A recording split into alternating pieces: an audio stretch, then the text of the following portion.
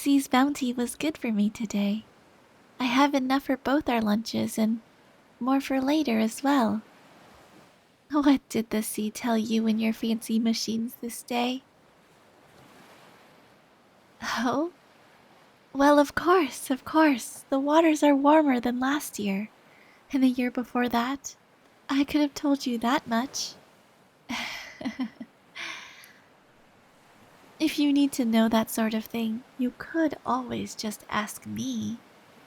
I have been fishing here all my life, and my mother, all of hers, on and on for generations. You scientists are quite silly sometimes. Oh? Ah, yes, of course. You need solid proof and evidence that there are changes in the waters, that the great ice is melting and falling into the sea. Not like the great bears growing hungry and venturing into the towns are not proof enough of that.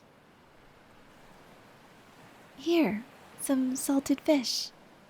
You have not eaten today, yes? Just your usual coffee? Or was it tea? I do not remember what you carry in that metal jug of yours, only that you are not eating healthy. How do you intend to stay warm if you only drink enough to keep your eyes open? No, that coat of yours is not enough should the winds come in off the water. That much I know, and you should listen. Who is the one who knows most of this place? Yes, it would be me. You have your proof and your evidence and your science, but I tell you, some things you learn in your bones. You learn it in the way you feel the sun go down. Or, well, not go down. Sometimes it is up for months, and sometimes it is gone for months. These things happen. And sometimes lights dance in the sky, all bright ribbons that shimmer like the colors of the inside of a good shell.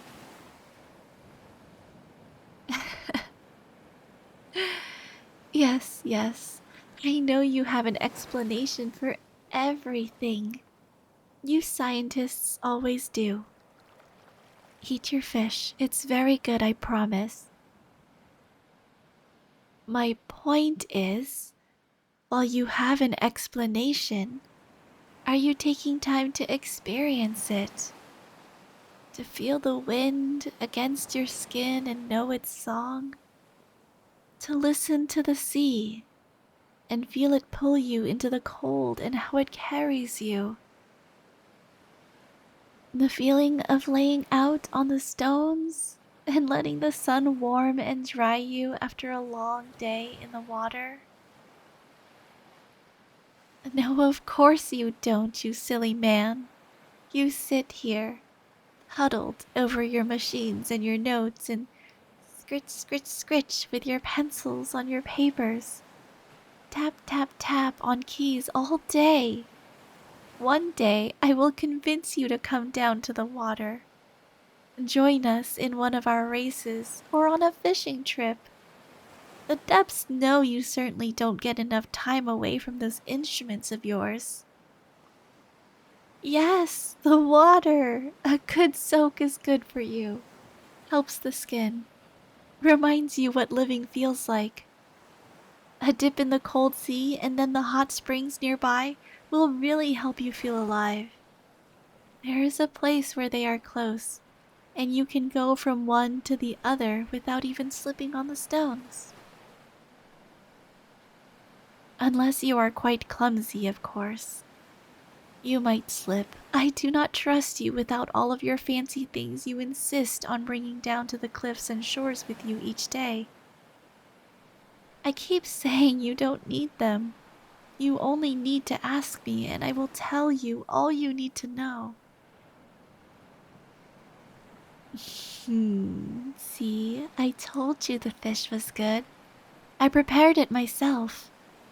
The brining brings out the flavor and makes it last. So, while there is nothing like a freshly caught fish, A good salted fish is best for energy when making a long trip.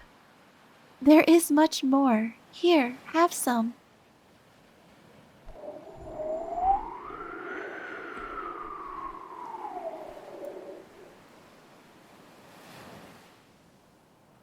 Oh? Are you cold? See, this is what I mean. Here. I have been meaning to give this to you for some time, and I wanted you to have it, my silly man. It will keep you warm always.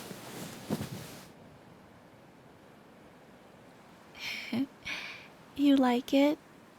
That is my pelt, so you must take the best care of it. I will be quite cross otherwise, you know. Hmm. Yes, my pelt. You've seen me with it draped about my waist or my shoulders. I always keep it close. Can't be too careful after everything that's happened. All the women of my family keep a sharp eye on their pelts after all.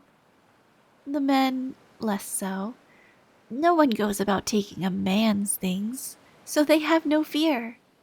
They go about teasing all the local women without a care in their empty heads and no worries about what might happen. Only care about showing off, flashing and brazen and noisy as they try to outdo one another. It is a wonder none of them have been chased out of the local towns for their mischief with the women. Stubborn and thick-headed, all of them.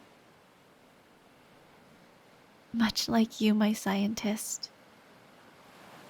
But unlike those brothers of mine, you are stubborn and clever, tapping away at your machines even when you are too hungry or too cold. Eat your fish.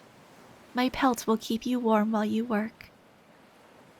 You will think more clearly with a full belly and warm limbs, I know. Hmm? Of course my pelt is a seal's pelt, my silly man. It's mine. What did you think it would be? No, of course I did not kill any seal to get it. What sort of cursed fool do you take me for? No, no. Anyone who kills seals here will regret it for generations. Absolutely not. I would never resort to such violence. What do you mean by it's my pelt? What do you think I mean? What is mine is mine. That pelt is my pelt, and I am letting you keep warm with it. You know, most men would steal such pelts and hide them away, and here I am, giving it to you. Others would have locked it up or hid it and make me come chase them.